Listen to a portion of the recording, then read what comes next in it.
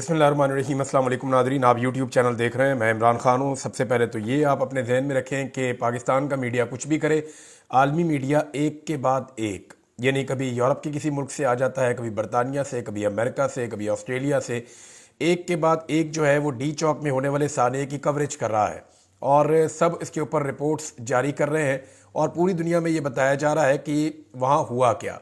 अब मेरी इत्तला के मुताबिक कुछ डॉक्यूमेंट्रीज़ के ऊपर भी काम हो रहा है। कुछ पाकिस्तान के अंदर जर्नलिस्ट हैं जो इसके ऊपर डॉक्यूमेंट्री पे काम कर रहे हैं और वो सोशल मीडिया पे, और पाकिस्तान का मीडिया तो चलाएगा नहीं, और कोई इंटरनेशनल मीडिया पे वो डॉक्यूमेंट्रीज चलेंगी।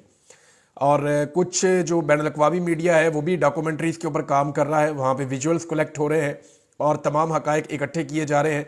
जल्द ही ये डॉक्यूमेंट्री भी ऑन एयर हो जाएगी और इसमें कुछ इस किस्म के हक़ाइक़ होंगे कि जो इससे पहले आपने नहीं सुने होंगे।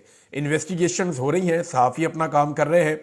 हमने भी एक टीम बनाई हुई है। मैंने आपको कुछ डाटा दिया था, आपको बताया था कि सहाफ़ियों ने अपना जब डाटा इकट्ठा किया तो उनके मुताबिक उन्होंने खुद 17 लाशें देखी हैं। ये सहाफ़ियों के बकौल है और उनका ये मानना है कि लाशें इससे ज़्यादा थी, इससे ज़्यादा पाकिस्तान तहरीक-ए-इंसाफ़ का नुकसान हुआ है। एक के बाद एक रिपोर्ट आती है, मज़ीद मामला जो है वो क्लियर हो जाते हैं। मिसाल के तौर पर ये जो रिपोर्ट आई है जो इंडिपेंडेंट उर्दू ने दी है, मैंने आपको पिछले वीलॉग में भी बताया था, खातून जर्नलिस्ट हैं, उन्होंने बड़ी अच्छी रिपोर्टिंग की है। बता रहे हैं उस रात अस्पताल में कर्फ्यू था। पॉली क्लिनिक के अहदेदार ने एहतजाज की रात अस्पताल की सूरत हाल बयान करते हुए कहा कि ये हकीकत है कि एहतजाज की रात इतना रश था कि हम तरीक़ाकार को फॉलो ही नहीं कर सके। उन्होंने कहा हमारे पास 2 रोज़ में 5 ज़ख्मी पुलिस एहलकार आए, कोई रेंजर्स का एहलकार नहीं आया। उस रात अस्पताल में बिल्कुल कर्फ्यू लगा दिया गया था और कहा गया कि कोई मालूमात बाहर नहीं जाएंगी। इसी वजह से मालूम नहीं हो सका कि बेशतर अफराद को कहाँ गोलियां लगीं। यहाँ सवाल भी ये उठता है कि अगर 10 अफराद की अमवात हुई हैं तो क्या अस्पतालों में उनके लवाकीन नहीं आए, या ये लाशें कहाँ गई, इन्हें अस्पताल से कौन लेकर गया। यही सवालात हमने पॉली क्लिनिक अस्पताल के अहदेदार से भी किया, जिस पर उन्होंने बताया कि जख्मियों और लाशों को अस्पताल में पुलिस लाई थी, जिन्हें बाद में उन्हीं के हवाले कर दिया गया। अब पुलिस अगर उनके साथ तफसीलात शेयर करना चाहे तो कर सकती है। हमारे पास कोई भी फैमिली मेंबर अपने घर के फ़र्द को अस्पताल नहीं लाया, तमाम अफराद को पुलिस अस्पताल लाई थी, क्योंकि ये सारे लोग फैमिलीज़ के साथ नहीं आए थे ना, ये तो पार्टी के साथ आए थे। तो जब इनके ऊपर अटैक किया तो लोग उस वक्त भाग रहे थे। तो अब जब जो लाशें या ज़ख्मी वहाँ अस्पताल पहुँचे हैं, चाहे वो अपनी मदद आपके तहत पहुँचे हैं, वो पुलिस ने बाद में कंट्रोल ले लिया था, ये बात ठीक है। अब नाज़रीन कुछ डॉक्यूमेंट्रीज़ के ऊपर मज़ीद काम हो रहा है जो आने वाले दिनों में आपको नज़र आएंगी। पाकिस्तान तहरीक-ए-इंसाफ़ ने एक व्हाट्सएप नंबर भी जारी कर दिया है, इसकी तफसीलात मैं आपके साथ शेयर कर देता हूँ, और जिसके पास भी कोई विजुअल हो वो शेयर करे। आज कुछ लोगों ने मुझे कुछ वीडियोस और तस्वीर भिजवाई हैं, मैं भी इस नंबर पे भेज दूंगा, फॉरवर्ड कर दूंगा, हो सकता है वो उनके लिए नहीं हो। अगर आपके पास इस्लामाबाद में रियासती कत्लेआम से मुतअल्लिक जुल्म बर्बरियत का फ़ोटो या वीडियो रिकॉर्ड है, शोहदा और उनके जनाजे की वीडियो है, लापता लोगों की तफसीलात हैं, तो बराए मेहरबानी इस व्हाट्सएप नंबर पर भेज दें, मैसेज कर दें, और जो मालूमात देगा उसका नाम और नंबर मुकम्मल तौर पे सीगा राज में रखा जाएगा, किसी को नहीं बताएंगे कि किसने ये दिया है। अच्छा जी, नंबर है 0044, ये बरतानिया का नंबर है, और नंबर ये 0044 7827 768140। ये नंबर जो है ये व्हाट्सएप नंबर है, इसके ऊपर कोई फ़ोन शोन नहीं आप कर सकते, आप सिर्फ फुटेज और वीडियोज़ इसके ऊपर डाल सकते हैं, आप भिजवाएँ और पाकिस्तान तहरीक-ए-इंसाफ़ उनको जमा करेगी। आने वाले दिनों में जो डॉक्यूमेंट्रीज बन रही हैं ये उसका हिस्सा बन जाएगा। तो नाज़रीन ये सूरत हाल है। उधर वज़ीरे इत्तलात जो है वो एक के बाद एक अजीबो गरीब शर्त रख देते हैं, यानी रोज़ाना पाकिस्तान का वज़ीर इत्तलात एक नई डिमांड करता है और अगले दिन बजाय शर्मिंदा होने के वो मज़ीद ज़िल्लत समेटने के लिए एक नई डिमांड कर देता है। मिसाल के तौर पर पहले उसने कहा गोली चली नहीं, ये इतना बड़ा क्लेम कर दिया, लेकिन फिर कहा कि साबित करके दिखाएं। फिर लोगों ने इतनी वीडियोस लगाई कि हर तरफ गोली चल रही है, हर तरफ गोली चलने की आवाज़ आ रही है। सहाफ़ियों ने गवाहियाँ दे दी, उन सहाफ़ियों ने गवाहियाँ दे दी जिन्हें वज़ीर इत्तलात कह ही नहीं सकता कि ये गलत बात कर रहे हैं। फिर वज़ीर इत्तलात ने कहा कि किसी को गोली लगी नहीं, उसके बाद एक वीडियो उसने कहा दिखा दे, फिर एक के बाद एक वीडियो आई और अब तक सैकड़ों वीडियो आ चुकी हैं कि लोगों को बुलेट इंजरीज है। अस्पतालों का रिकॉर्ड आ चुका है कि लोगों को बुलेट इंजरीज है। वज़ीर इत्तलात शर्मिंदा होने के बाद एक और चैलेंज देता है कि कोई एक लाश दिखा दे। फिर एक नहीं बल्कि 12 लाशें पाकिस्तान तहरीक-ए-इंसाफ़ ने अब तक दिखा दी हैं कि ये 12 लोग शहीद हुए हैं साने डी चौक में। लेकिन फिर शर्मिंदा होने के बजाय कहा कि ये लोग तो कहीं और मारे गए हैं, یہ تو لاشوں کے اوپر جھنڈے ڈال رہے ہیں پی ٹی آئی کے. اب میں یہ جاننا چاہتا ہوں کہ عطا تارڑ صاحب کے گھر میں کوئی فوت ہو، خدا نہ خواستہ اللہ نہ کرے، تو کوئی اس کے اوپر لے جا کے نون لیگ کا یا پی ٹی آئی کا جھنڈا ڈال سکتا ہے؟ نہیں ڈال سکتا. کوئی بھی اپنے گھر میں مرنے والے کے جسم کے اوپر جھنڈا نہیں ڈالنے دیتا. یہ کوئی لاش کی توہین نہیں کرنے دیتا. یہ وہی لوگ ہیں جو پی ٹی آئی کے احتجاج کے اندر، اور ان کی تصویریں ہیں باقاعدہ. یہ جتنے لوگ وہاں پہ شہید ہوئے ہیں ان کے موبائلوں کے اندر، ان کے دوستوں کے موبائلوں کے اندر جو لوگ ان کے ساتھ گئے تھے ان کی تصویریں. وہ پہلے وہاں پہ سیلفیاں بنا رہے تھے، تصویریں بنا رہے تھے، اور بعد میں ان کی ڈیڈ باڈی پڑی ہوئی تھی. اب یہ لوگ، یہ تو ثابت ہوا کہ یہ سارے لوگ ڈرنے کے لیے گئے تھے. بعد میں ان کا انتقال کیسے ہوا؟ اسی بیچ میں ہوا نا، اور تاریخ بھی وہی ہے ان کے انتقال ہونے کی. اچھا اب یہ کہتے ہیں جی کوئی ایک سنائپر دکھا دے. وہ پہلے جو ہے وہ لوگوں نے پکڑا بھی تھا ایک سنائپر کو، اور وہ گن بھی لے کے آئے تھے لوگ، وہ بھی دکھائی تھی. بلکہ ایک ویڈیو بن رہی تھی کہ وہاں پہ سنائپر بیٹھا ہوا اور وہ ویڈیو بنا رہے تھے جہاں سے گولی چلتی تھی، لوگ دکھا رہے تھے. لیکن اب وہ یہ کہہ رہے ہیں کہ گولی چلتی ہوئی دکھائیں.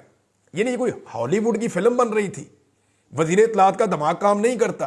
کوئی ہالی ووڈ کی فلم بن رہی تھی کہ وہاں پہ ایک ایک چیز کو فلمایا جائے گا، ایک ایک سیکوینس پورا دکھایا جائے گا، بلکہ گولی آتے ہوئے بھی دکھائیں گے. کل کو یہ کہے گا جی گولی ٹریول کرتی ہوئی دکھائیں کہ یہ والی گولی جو وہاں سے چلی ہے وہ ٹریول کرتی ہوئی آئی ہے، وہ اس آدمی کے جسم کے اندر پیوست کر گئی ہے.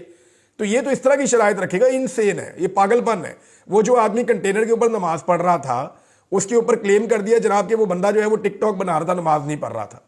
یار حد ہو گئی. ویسے بھئی وہ نماز پڑھ رہا تھا، اس کے ہاتھ میں تو کوئی موبائل بھی نہیں تھا، وہ تو دعا کر رہا تھا. اور دوسرا کوئی بندہ اس کے پاس تھا ہی نہیں جو اس کا ٹک ٹاک بنا رہا ہو. باقی لوگ تو 35 فٹ نیچے کھڑے ہوئے تھے. اور اگر کوئی ٹک ٹاک ہے تو اس کا اکاؤنٹ لا کے سامنے رکھیں، آپ دکھائیں کہ جناب یہ اس نے ٹک ٹاک بنایا.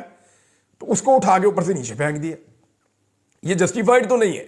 آپ جسٹیفائی تو نہیں کر سکتے اس کو. وہ نماز پڑھ رہا تھا اور اس بندے کا کوئی اس طرح کا ریکارڈ بھی نہیں ہے. سب کہتے ہیں وہ 5 وقت نماز پڑھتا تھا، اور اسے وہاں پہ اوپر گیا، اس کو موقع ملا، وہاں آنسو گیس ہی تھی نیچے بہت زیادہ، اس نے اوپر نماز پڑھنا شروع کر دی، وہاں سے اس کو نیچے پھینک دیا. انتظار بھی کیا جا سکتا تھا. اب وہ بندہ غائب کیا ہوا ہے، اور اس کے گھر والے جو ہیں وہ بھی دباؤ میں لیے جا رہے ہیں. اس کے والد کا، اس کے بھائی کا بیان ہے کہ جناب ہمارا بھائی جو ہے جو اوپر سے گرایا گیا، جس کو اس کے بازو ٹوٹ گئے اور زخمی ہو گیا، وہ بھی غائب ہے، اور کچھ اور لوگ ہیں گھر کے وہ بھی غائب ہیں. اب ان کے اوپر دباؤ ڈالا جا رہا ہے کہ ایک بیان دے دو کہ جناب آپ ٹک ٹاک بنا رہے تھے. ہو سکتا ہے کہ وہ ایسا کوئی بیان دے بھی دے، لیکن اس سے فرق کیا پڑے گا؟ لوگوں کے دماغ میں فرق نہیں پڑے گا. لوگوں نے جو سوچنا تھا، لوگوں کی جو سوچ بننی تھی وہ بن گئی ہے اس کے بارے میں. دیکھیں اس ساری صورتحال میں جو بھی گزشتہ 2.5 سال میں ہوا نا، سب سے بڑا لوزر کون ہے میری نظر میں؟ تو اگر میں سویلین سائڈ پہ دیکھوں تو پاکستان کا میڈیا سب سے بڑا لوزر ہے. یعنی مجھے اچھی طرح یاد ہے کہ لوگ یہ کہنا شروع ہو گئے تھے کوئی بھی ظلم اور زیادتی ہوتی تھی کہ میڈیا کو بلاؤ، میڈیا کو بلاؤ، جی میڈیا کو بلاؤ، میڈیا کو کال کرو کہ میڈیا آئے گا، میں انصاف ملے گا. میڈیا نے اپنی کریڈیبلٹی کھو دی. میڈیا کے پاس اب کریڈیبلٹی نام کی کوئی چیز نہیں رہی. اور اگر سویلین سائڈ سے میں ہٹ جاؤں تو وہ سب سے بڑا جو لاس ہے وہ پاکستان کی اسٹیبلشمنٹ کو ہوا ہے. وہ کیسے ہوا ہے؟ دیکھیں یہ 2.5 سال کے اندر سب سے بڑی لوزر پاکستان کی اسٹیبلشمنٹ ہے. فری اینڈ فیئر الیکشن سے وہ اس معاملے سے نکل سکتی تھی. اگر فروری میں فری اینڈ فیئر الیکشن ہو جاتے تو اسٹیبلشمنٹ اس معاملے سے نکل جاتی اور معاملہ ختم ہو جاتا. لیکن اگر آپ غور کریں تو بلوچستان کے علاقے یا خیبر پختونخوا کے جو قبائلی علاقے ہیں وہاں پہ پہلے ہی اسٹیبلشمنٹ سے بہت زیادہ شکوے تھے لوگوں کو، بڑی وہاں پہ محرومیاں تھی. اور اب جو شہری سندھ کا علاقہ ہے یا پورا کا پورا پنجاب ہے یا خیبر پختونخوا کے جو مستحکم علاقے ہیں وہاں پہ بھی اسٹیبلشمنٹ کے خلاف لوگوں میں بہت سارے جذبات پیدا ہو گئے. جائیں جا کے سروے کر کے دیکھ لیں، میں زبانی بات نہیں کر رہا. میں پھرتا ہوں، لوگوں سے ملاقاتیں کرتا ہوں اسلام آباد کے اندر، باقی جگہوں کے اندر. لوگ بتاتے ہیں کہ ان کے کیا شکوے ہیں اسٹیبلشمنٹ کے ساتھ. وہ کھل کر اب بات کرنا شروع ہو گئے، جناب ہمیں یہ شکوہ ہے، یہ پرابلم ہے، یہ پرابلم ہے، یہ چیزیں ہیں. پہلے لوگ اس بارے میں بات نہیں کرتے تھے، یا لوگوں کو لگتا تھا کہ نہیں یہ ایک اسٹیبلشمنٹ کے خلاف پروپیگنڈا کیا جاتا ہے. میں خود ان لوگوں میں سے تھا جسے لگتا تھا کہ یہ پروپیگنڈا ہے. لیکن اب مجھے لگتا ہے کہ کچھ چیزیں ٹھیک بھی ہیں، یعنی وہ سارا کچھ غلط نہیں ہے. وہ جو لوگ بات کرتے تھے یا جو محرومیت تھی بلوچستان کی وہ درست ہے بات، اور جو خیبر پختونخوا کے قبائلی جو شکایت کرتے ہیں وہ بات درست ہے. اب جو وہ چیزیں تھیں وہ شہری سندھ میں آ گئی ہیں، وہ چیزیں پورے کے پورے پنجاب میں آ گئی ہیں. وہی سینٹیمنٹس جو ہیں وہ آپ کا جتنا خیبر پختونخوا کے شہری علاقے ہیں یا باقی جتنے سیٹلڈ ایریا ہیں وہاں پہ آ گئی ہے. اوورسیز پاکستانی جو ہیں وہ 99% اسی کے اوپر کھڑے ہو گئے ہیں کہ پاکستان کے جو مسائل ہیں ان کی رسپانسبل پاکستان کی اسٹیبلشمنٹ ہے اور ان کا سیاست کے اندر رول ہے.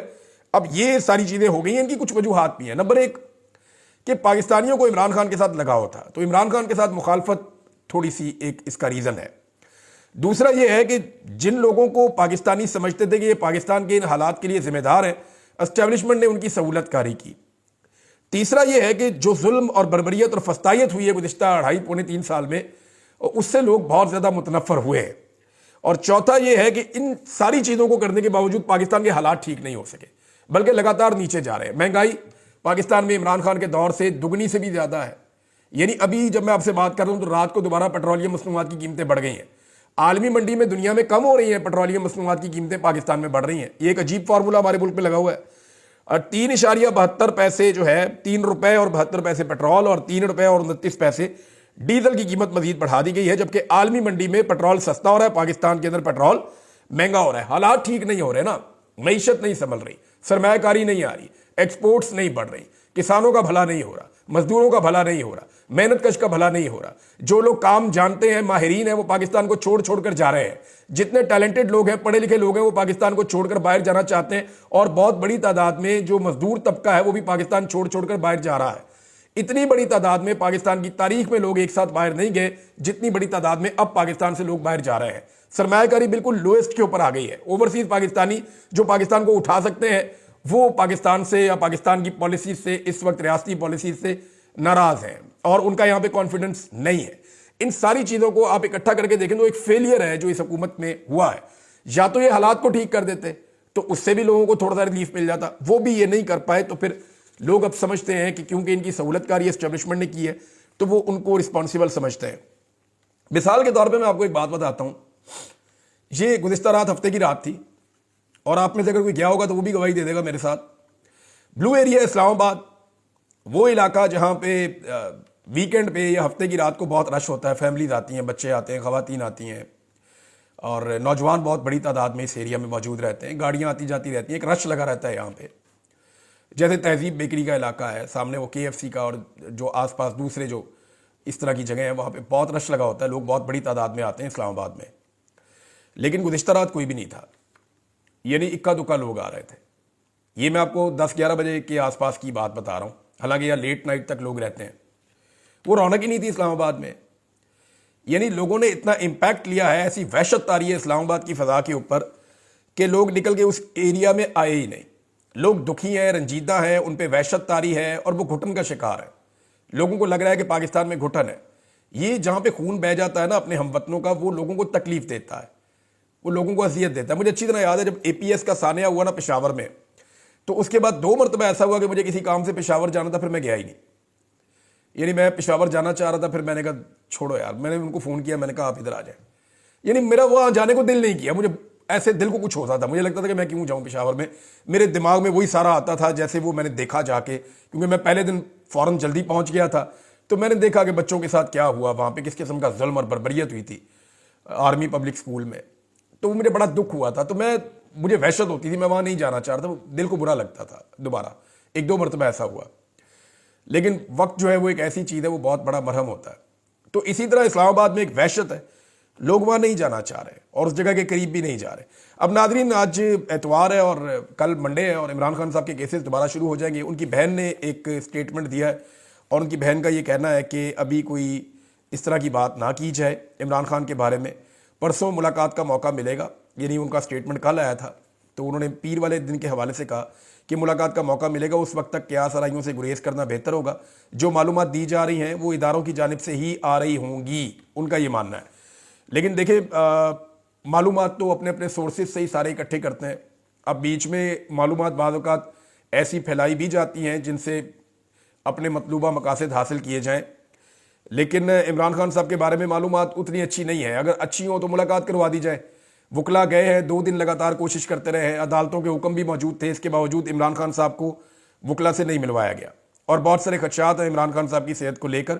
ان کو وہاں سے لے جانے کا ایک حتمی فیصلہ تو ہو چکا ہے، یعنی ایک فیصلہ ہو گیا کہ عمران خان صاحب کو یہاں سے لے کر جانا ہے. وہ طے بھی کر لیا گیا کہ کیسے لے کر جانا ہے، اس کی تیاری بھی کر لی گئی. لیکن ابھی جب میں ویلاگ ریکارڈ کر رہا ہوں تو ابھی تک یہ خبر نہیں آئی کہ عمران خان صاحب کو وہاں سے منتقل کیا گیا. اور یہ اچانک فیصلہ ہو سکتا ہے کسی بھی وقت کہ عمران خان صاحب کو منتقل کیا جائے. کیا کیا جائے گا، کیسے کیا جائے گا، کیونکہ اس کے اثرات بڑے عجیب ہوں گے. کسی کو بھی آئیڈیا نہیں ہے کہ پاکستانی کس وقت کس طرح کا ری ایکشن دے دیں. تو اس ری ایکشن کے خوف کو اسیس کر کے ہی جو کام کرنا ہے وہ کرنا ہے. بہرحال یہ میں آپ کو بتا دیتا ہوں کہ وہاں یہ بتا دیا گیا ہے جیل میں کہ یہ ایکٹیویٹی ہونی ہے. اب دیکھیں یہ کب ہوتی ہے اور کیسے ہوتی ہے، اس کے بارے میں ابھی میں کچھ کہہ نہیں سکتا. ایک اور چیز ہے جی، بلاول نے سٹیٹمنٹ دیا ہے.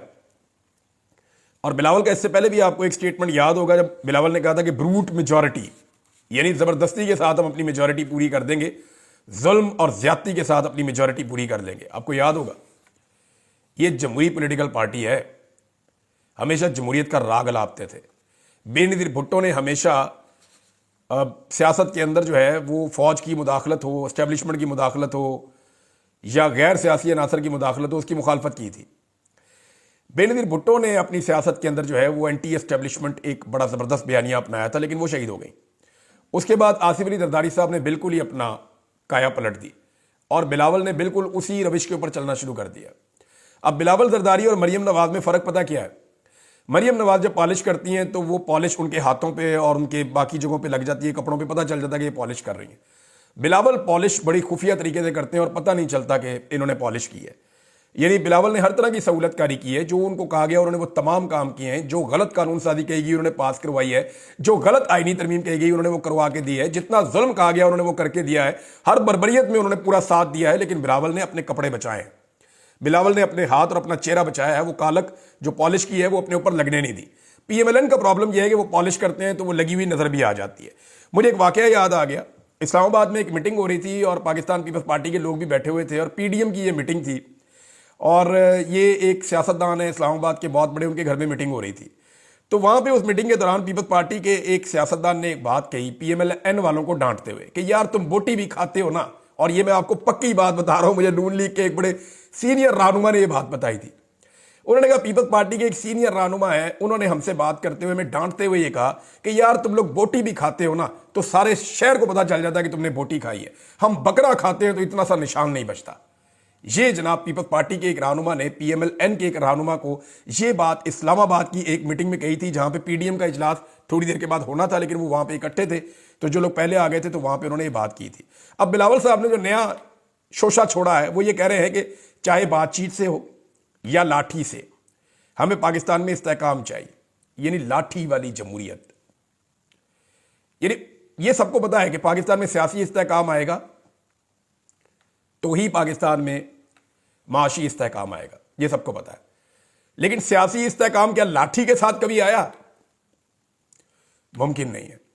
دیکھیں ضیاء الحق نے لاٹھی کے ساتھ استحکام لایا تھا، لیکن اس وقت امریکہ کی افغانستان میں لڑائی شروع ہو گئی تھی سوویت یونین والی، اور روس کو توڑنے کے لیے پاکستان میں دھڑا دھڑ ڈالرز آ رہے تھے، تو پاکستان کا گزارا ہو گیا۔ ابھی تو اگر ہمارے پڑوس میں اگر ایران کے ساتھ لڑائی ہو جاتی ہے، اسرائیل کی اور امریکہ کی، اور آپ اڈے دے دیتے ہیں اور آپ سہولت کار بن جاتے ہیں، ساری فوجوں کو آپ افغانستان یا پاکستان میں بلوچستان میں ادھر اتار لیتے ہیں اور آپ کہتے ہیں کہ جا کے لڑے، ہمیں پیسے دیجئے، تو پھر تو چلو سچویشن بن جائے گی کہ آپ کو اتنے سارے ڈالر آ گئے۔ یا پاکستان میں کوئی بہت بڑے بڑے پٹرول کے کنویں نکل آتے ہیں تو آپ کہیں جی ٹھیک ہے ہمیں پیسہ مل گیا، یا کوئی آپ کی لاٹری نکل آتی ہے پاکستان کی تو آپ کہیں۔ ادروائز دیکھیں یہ کیسے ہو سکتا ہے کہ آپ لاٹھی کے ساتھ استحکام لے کر آئیں؟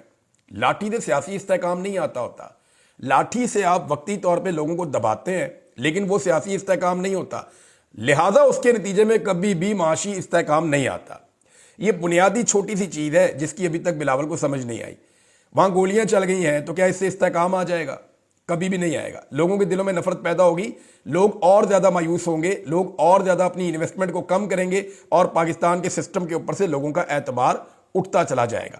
اب بلاول کا سٹیٹمنٹ ہے کہ پی ٹی آئی کو جگہ دینے کے لیے پیپلز پارٹی کو ماضی میں توڑا گیا، تو میں بلاول کو یہ بات بتا دیتا ہوں کہ پیپلز پارٹی کو بلاول کے والد زرداری صاحب سے زیادہ نقصان کبھی کسی نے نہیں پہنچایا۔ میرے بے شمار جاننے والے لوگ پاکستان پیپلز پارٹی میں تھے، ان سب نے پاکستان تحریک انصاف کو جوائن کیا اس وقت جب آصف علی زرداری صاحب نے پیپلز پارٹی کو تباہ کرنا شروع کر دیا پنجاب میں۔